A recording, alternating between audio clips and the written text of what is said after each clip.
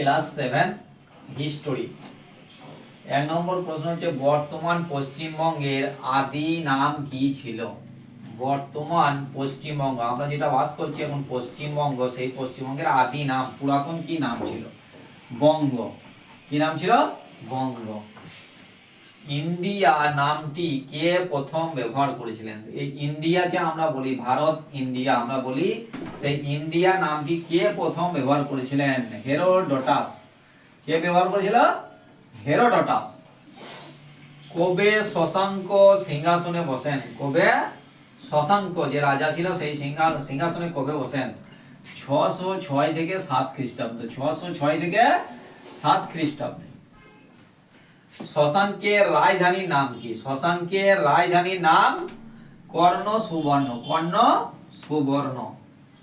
কর্ণ সুবর্ণ বর্তমানে পশ্চিমবঙ্গের কোন জেলায় অবস্থিত? কর্ণ সুবর্ণ, এই কর্ণ সুবর্ণটা পশ্চিমবঙ্গের কোন জেলায় অবস্থিত? মুর্শিদাবাদে। কোন জেলায়? মুর্শিদাবাদে অবস্থিত।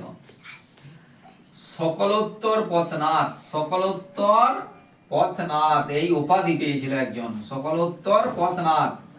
এই উপাধিটা কে ধারণ করেছিলেন? সেটা হলো হর্ষবর্ধন।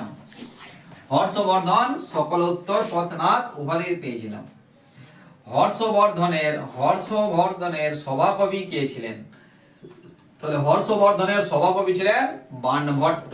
হর্ষবর্ধনের সভাকবি কে ছিলেন? হর্ষবর্ধনের সভাকবি কে ছিলেন? বাণভট্ট। বাণভট্ট ছিলেন হর্ষবর্ধনের সভাকবি। আর বাণভট্ট কোন গ্রন্থ রচনা করেছিল? বাণভট্ট কোন গ্রন্থ রচনা করেন? বাণভট্ট কোন গ্রন্থ রচনা করেন? হর্ষচরিত।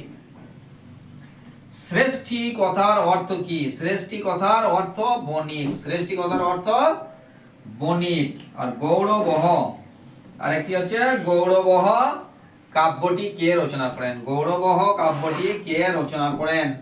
বাগপতিরাজ। বাগপতিরাজ।